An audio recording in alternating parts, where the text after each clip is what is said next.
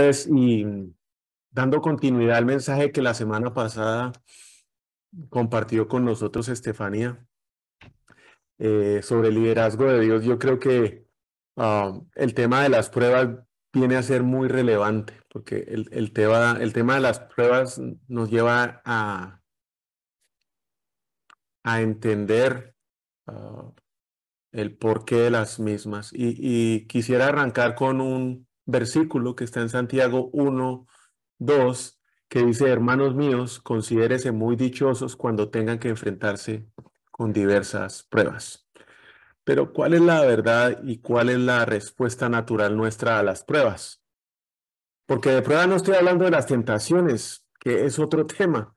Hablo de las circunstancias esas que llegan a nuestra vida, planificadas, como nos tocó vivir la semana pasada llevando a Mariana a la universidad, o no planificadas, como que le digan, mire, ya todo lo que se ha hecho no sirve más y ya toca el tratamiento médico, no sirve, y nos cambian el rumbo de la vida, nos cambian el rumbo por completo. Desde que llega la prueba ya vamos a saber que nuestra vida no va a seguir siendo la misma, que todo cambió en un segundo.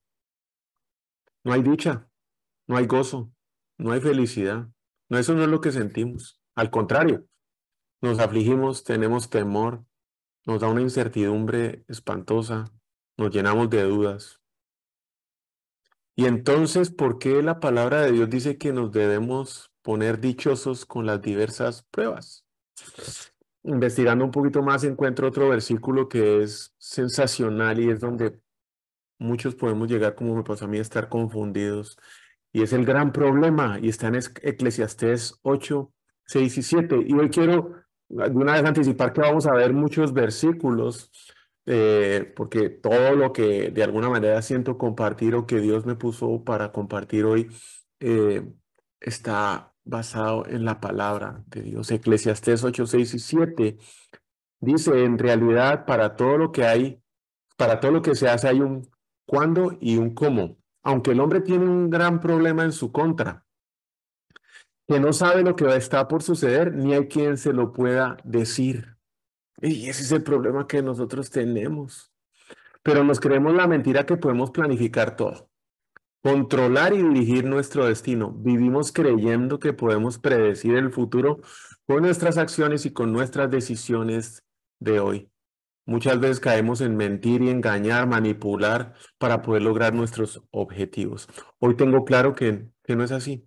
Y aunque por muchos años yo creía que podía definir, controlar y planificar y organizar mi futuro, sé que no es así. Hoy planifico y organizo porque soy organizado y estructurado, pero no va a esa planificación a definir qué va a pasar con mi vida mañana.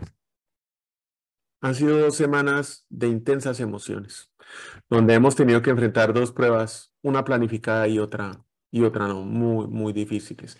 Investigando el origen en hebreo de la palabra prueba, viene de examinar, examinar o probar. Y en Job 7:18 podemos ver que dice que cada mañana Dios lo examina a toda hora y lo pones a prueba. Proverbios 17:3, en el crisol se prueba la plata y en el horno se prueba el oro, pero el corazón de nosotros lo prueba el Señor. Y esa misma palabra prueba en origen griego viene de investigar, de fe, de carácter, de intentar y de confirmación. Y es que difícilmente aquí alguien puede decir que todas las pruebas que enfrenta en su vida la pasa con bombos y platillos, con un 10 a más. Podemos llegar a sentir que los resultados y el desenlace del final no es el esperado, que nos merecemos más. Nos enojamos y nos frustramos al ver el resultado de la prueba que estamos viviendo. No es lo que estábamos esperando. No entendemos la finalidad de la prueba. Es más, ni siquiera llegamos a entender por qué debemos pasar una prueba. No pues que somos buenas personas y estamos obrando en ayudar a los demás. Y aquí viene una conclusión y tal vez la primera conclusión que quiero dejar bien clara. El único justo y bueno es Jesús. Romanos 5:1 al 5 dice: por lo tanto ya fuimos declarados justos a los ojos de Dios por medio de la fe. Tenemos paz con Dios gracias a lo que Jesucristo nuestro Señor hizo por nosotros. Debido a nuestra fe, Cristo nos hizo entrar en ese lugar de privilegio inmerecido, en el cual ahora permanecemos y esperamos con confianza y alegría participar de la gloria de Dios. También nos alegramos al enfrentar pruebas y dificultades porque sabemos que nos ayudan a desarrollar resistencia. Y la resistencia nos ayuda a desarrollar firmeza de carácter. Y el carácter fortalece nuestra esperanza segura de la salvación. Y esa esperanza no acabará en desilusión, pues sabemos con cuánta ternura nos ama Dios, porque nos ha dado el Espíritu Santo para llenar nuestro corazón de su amor. Hoy sin duda creo firmemente que las pruebas tienen dos finalidades y es lo que quisiera compartir con ustedes. La primera es probar nuestra fe y la segunda es desarrollar nuestro carácter.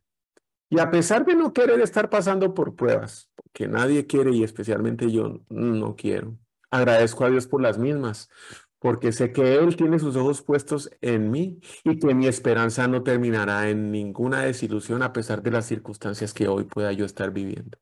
Y a pesar de esas pruebas, mi corazón se llenará y está lleno del amor de Dios que hoy lo siento. Las pruebas son una preparación que nos lleva a construir nuestro carácter. Y es que nuestro carácter es la fundación o el fundamento de nuestra vida.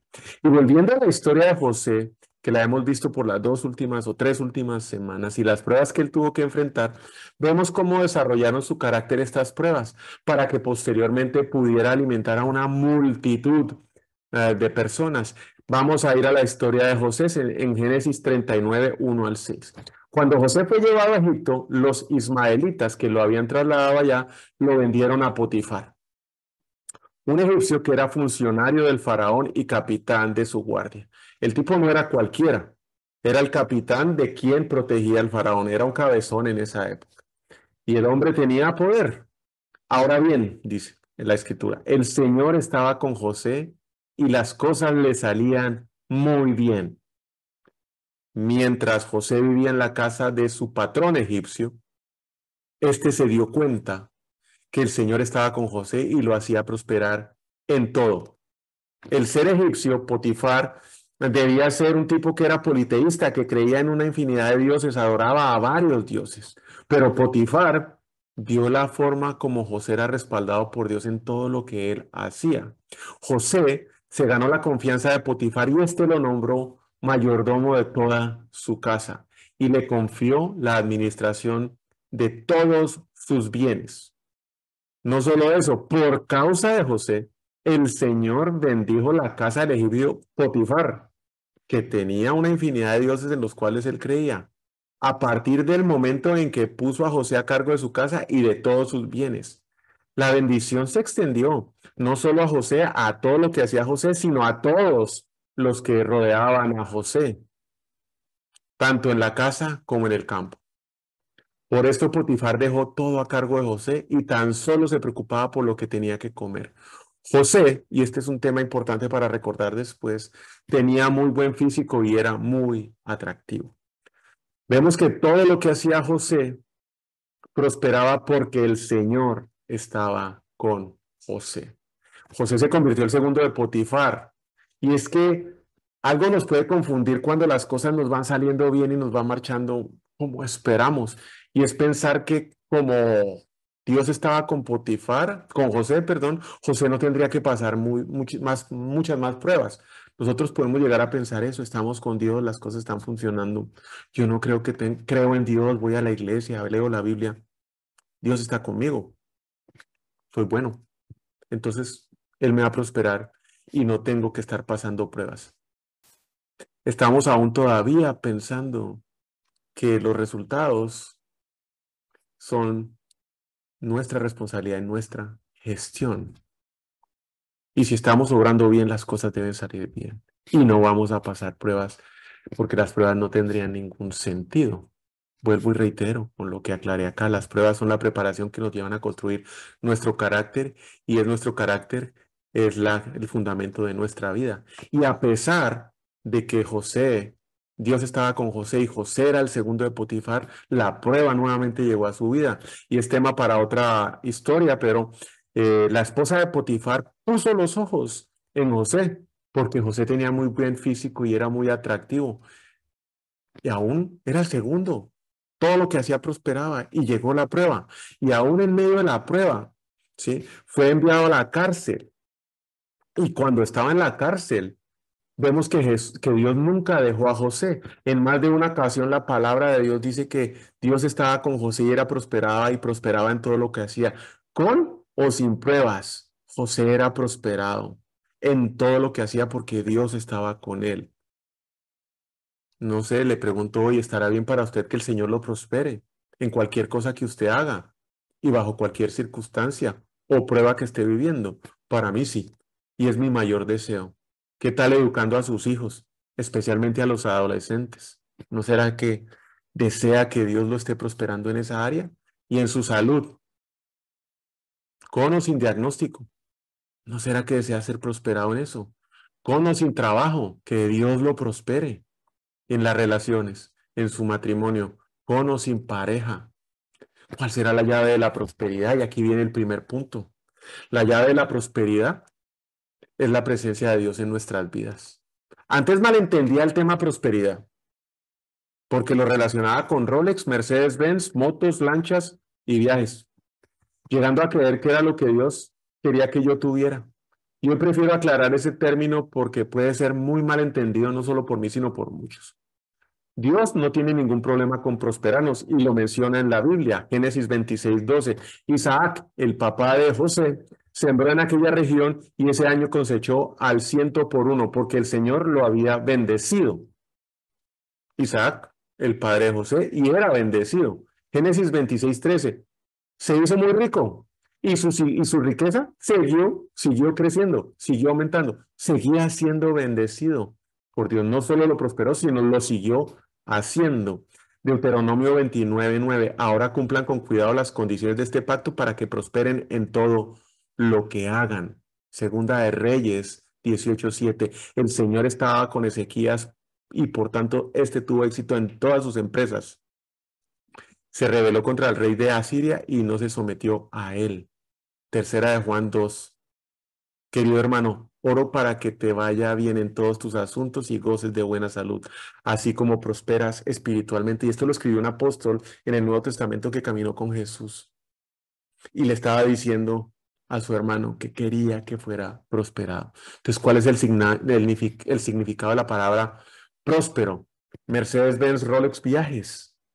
De la raíz griega significa ayudar a alguien en el camino. Alguien que lleva una carga pesada y que alguien le dice al otro, venga, déjeme ayudarle a cargar eso. Eso es próspero en el origen griego. Y aquí la pregunta sería si quiere que el Señor le ayude en el camino, en esta vida, con la carga que usted lleva. Estará bien que Él lo prospere. En el hebreo, el significado de la palabra prosperar es que se hará detrás de usted para empujarlo hacia adelante. No me diga si no está bien que Dios nos empuje hacia adelante en nuestras finanzas, que nos empuje hacia adelante en nuestras relaciones, que nos empuje hacia adelante con la relación y la intimidad con nuestros hijos, que nos empuje hacia adelante en nuestro matrimonio y nuestra relación con la pareja. Y es que es muy fácil vivir malentendiendo el significado de esta palabra y vivir así confundidos por años como a mí me pasó. Está bien que nos prospere Dios y no son Rolex ni Mercedes-Benz lo que Dios nos quiere dar. Él nos quiere empujar hacia adelante y nos quiere ayudar a cargar esa carga que hoy usted y yo llevamos en el camino, sin importar las circunstancias en las cuales o pruebas que estemos viviendo hoy. La llave de la prosperidad es que Dios esté en nuestras vidas. Ahora, como lo vimos en la escritura, el Señor estaba con José y todas las cosas le salían bien. Entonces, si la llave de la prosperidad es que Dios esté con nosotros, ¿cuál es la llave entonces para que Dios esté con nosotros? La llave de la presencia de Dios en nuestra vida es la obediencia. Y aquí no estoy hablando de salvación porque somos salvos por la gracia y la misericordia de Dios. Pero si usted quiere caminar con Dios y con la presencia de Dios en su vida y además ser impulsado, prosperado, empujado por Él, entonces la única es obedecerlo. Cuando Dios le diga, venga, usted va y sin preguntar. Cuando Dios le diga pare, usted se queda quieto y para. Cuando Dios le diga vaya y hable con esa persona, hágalo. Así se sienta incómodo, raro, incapaz, indispuesto, que no lo conozca o no le parezca. Obedezca. Segunda de Crónicas 17:13, el Señor estaba con Josafat, porque siguió el ejemplo de los primeros años de su padre y no rindió culto a las imágenes de Baal. El Señor estuvo con Josafat porque siguió los pasos de David, su papá, obedeció. No es perfección lo que busca Dios en nosotros. Lo que nosotros debemos hacer es nuestro mejor esfuerzo para poder caminar con Dios, obedeciendo como seres imperfectos que somos.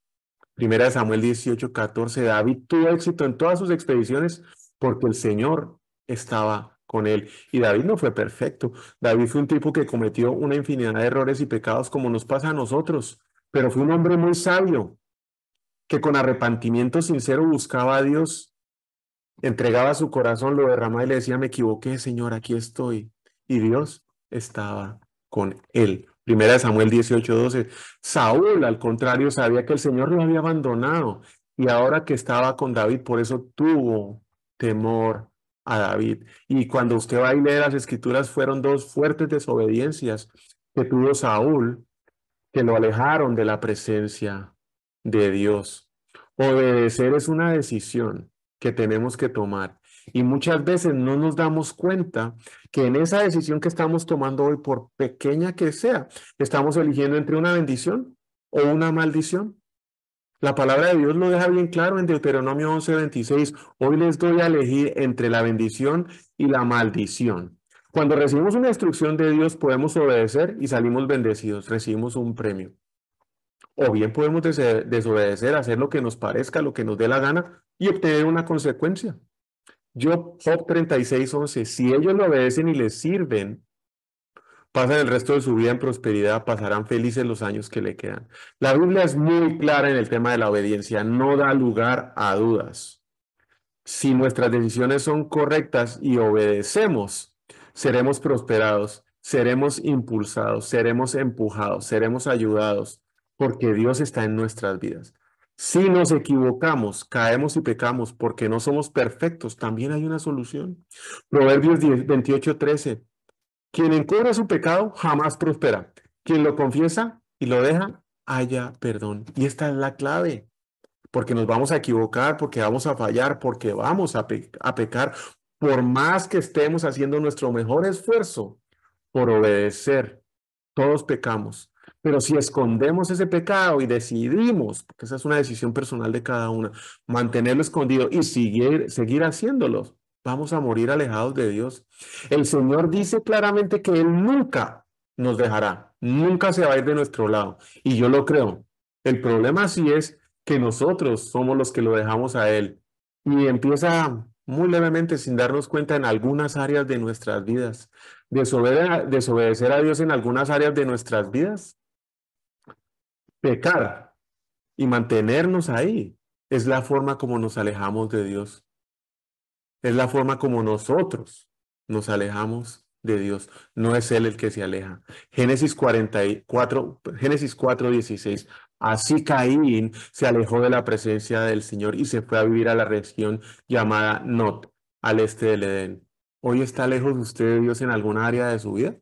Y sería bueno que revisara porque hay que ver y buscar la manera de rendirnos y entregarnos a Él en todas las áreas de nuestra vida, con arrepentimiento y con un corazón sincero. Dios le dio la oportunidad a Caín de volver cuando le preguntó en algún momento, ¿dónde está su hermano? Y el otro, sin estar arrepentido, y le contestó esa famosa frase, yo no soy guardián de mi hermano. Y Dios le responde, ¿acaso no sabes que yo sé qué fue lo que tú hiciste? Dios sabe muy bien qué fue lo que tú y yo hicimos. Y Dios nos da la oportunidad de regresar a Él.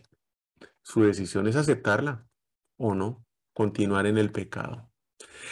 Si la clave de la prosperidad es la presencia de Dios en nuestras vidas, la clave de la presencia de Dios en nuestras vidas es la obediencia. Entonces, ¿cuál es la clave de la obediencia? Punto número 3. La clave de la obediencia es la fe. Es creer que recibiremos una recompensa mayor. Es creer que si no obedecemos, tendremos que enfrentar consecuencias, que como muchos, yo hoy aún estoy enfrentando consecuencias de mi desobediencia de hace muchos años. Creer que existe algo más que este mundo y que estamos viajando hacia la eternidad. Colosenses 3:22, esclavos, obedezcan en todas sus amos terrenales, no solo cuando ellos los estén mirando, como si ustedes quisieran ganarse el favor humano, sino con integridad de corazón y por respeto al Señor. Colosenses 3:25. El que hace el mal pagará por su propia maldad, y en esto no hay favoritismos. Si cree, obedece, es así de simple. Y un ejemplo para esto y que nos puede servir de guía, y si creemos a Dios en todas nuestras áreas o no, es el diezmo, el dinero. Diezma si cree que tendrá una recompensa. Malaquías 3:10. Si no cree, no diezma. En lo que creemos es lo que obedecemos. Muchos pueden tener mucha más fe en un calentador de agua de la casa. Cuando vivíamos allá en carretera El Salvador, el calentador estaba en la otra esquina de la casa. Yo prendía el agua caliente, salía agua helada, iba y me preparaba un café, me tomaba el café y cuando volvía, el agua estaba caliente. Hoy muchos abren la llave del agua caliente y empieza a salir agua helada, pero de ahí nadie se mueve, porque sabe que en algún momento va a salir el agua caliente. Entonces, si sabemos que la obediencia nos trae promesa y prosperidad de Dios, con la obediencia, ¿por qué no lo hacemos? No es inmediato muchas veces la recompensa. La verdad solo Dios lo sabe. En algunos casos sí, en otros no. Pero su promesa de que nos va a prosperar se cumple porque se cumple. Su palabra la cumple siempre. Si obedecemos y si obedecemos su palabra, seremos prosperados. Hebreos 3:18. ¿Y a quién juró Dios que jamás entraría en su reposo sino a los que desobedecieron? Solo ellos. Jamás entrarían en su reposo. Desobedecieron porque no le creyeron. Los incrédulos, la incredulidad nos mató. No obedecieron porque no creyeron. Y es así de simple. Si cree, obedece. Si no obedecemos en alguna área de nuestra vida, es porque no creemos. Y si tenemos claro que la prosperidad viene por la presencia de Dios de nuestra vida, la presencia de Dios en nuestra vida viene por la obediencia. Y la llave de la obediencia es la fe. Entonces, ¿cuál es la llave de la fe? La llave de la fe es escuchar la palabra de Dios, pasar tiempo en la Biblia, en la palabra de Dios. Romanos 10:17. Así que la fe viene como resultado de oír el mensaje y el mensaje se oye en la palabra de Cristo, no en CNN. La prosperidad viene por obedecer y cumplir la palabra de Dios. Pero ¿cómo puedo obedecer y cumplir la palabra de Dios si no la escucha? Si no la leo, si no paso tiempo en ella, ¿a quién entonces le estoy obedeciendo? Y es que la ignorancia de no conocerla no nos va a perdonar el hecho de desobedecer. Ay, Señor Dios mío, es que no conocía la palabra, por eso hice esto. Una vez nos pararon en Miami, íbamos con un amigo, no hablábamos inglés en esa época, nos para la policía y mi amigo que iba manejando llega y le dice al policía en español, no hablo inglés, disculpe, no sé qué me está diciendo. Y me dice, ¿y es que acaso los números en inglés o en español son diferentes? Junto a un letrero de 25 millas, tome su ticket.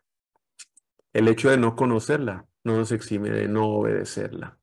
Si no conoce la palabra de Dios, no la puede obedecer. ¿Quiere tener más fe? Fácil. Escuche y lea la palabra de Dios todos los días. Escuche, cree y obedezca. Esa es la clave para vivir en la presencia de Dios. Y algo que cambió en mi vida completamente fueron los negocios. En el área de los negocios hubo un cambio total y completo. Antes hacía lo que yo creía que era mejor. De la manera que me habían enseñado, que creía que yo sabía. Había aprendido del mundo y de cómo se hacían las cosas en el mundo y cómo otras personas hacían el negocio. Mis puntos de referencia siempre eran la competencia, eran otras empresas, eran otros líderes, sus metodologías y sus procesos. Hoy no. Mi referencia solamente es la palabra de Dios. Leo y escucho diariamente su palabra y hago mi mejor esfuerzo por obedecerla. Cuando me equivoco, porque es mucho lo que me equivoco, lo busco de rodillas y con el corazón abierto y le digo, Señor, aquí vengo arrepentido. Hoy los resultados son impresionantes. No cambiaría absolutamente nada de lo que hoy hago por la manera como hacía antes las cosas. Hoy soy impulsado, empujado, bendecido y prosperado porque la presencia de Dios está en mi vida. Y yo busco de la manera que sea mantener su presencia y que su presencia se mantenga conmigo. ¿Cómo? Obedeciendo, creyendo y manteniéndome en fe diariamente en su palabra, para que Él nunca se aleje de mí. Yo le invito hoy a que sea prosperado por Dios leyendo y escuchando su palabra diariamente, creyendo en su promesa, aumentando su fe, obedeciendo sus mandatos para que esa presencia de Dios se mantenga en su vida. Y esto no es un ejercicio que se hace solo los domingos cuando va a la iglesia o cuando se conecta en un grupo como estos o cuando le mandan un versículo bíblico por un WhatsApp o cuando abre el Instagram o el Facebook y repostea versículos o memes de otros. No, esto es un trabajo diario que requiere un hábito, que requiere una disciplina y una decisión personal de seguir a Dios. No hay otro camino. Le aseguro que no todo será como usted quiere, eso se lo garantizo. Pero tenga la tranquilidad que todo sí funcionará para su beneficio, siempre y cuando esté de cabeza metido con los ojos y oídos abiertos en la palabra de Dios. Y ese era el mensaje que les quería compartir hoy. Mantener la presencia de Dios en nuestra vida implica obediencia. Y para poder obedecer tenemos que creer y nuestra fe tiene que aumentar. Y para poder aumentar y desarrollar nuestra fe tenemos que estar clavados en la palabra de Dios todos los días, concentrados y pidiéndole a Dios que nos revele qué es lo que quiere que nosotros hagamos, cuáles son las áreas que debemos cambiar. Muchísimas gracias y vamos a orar.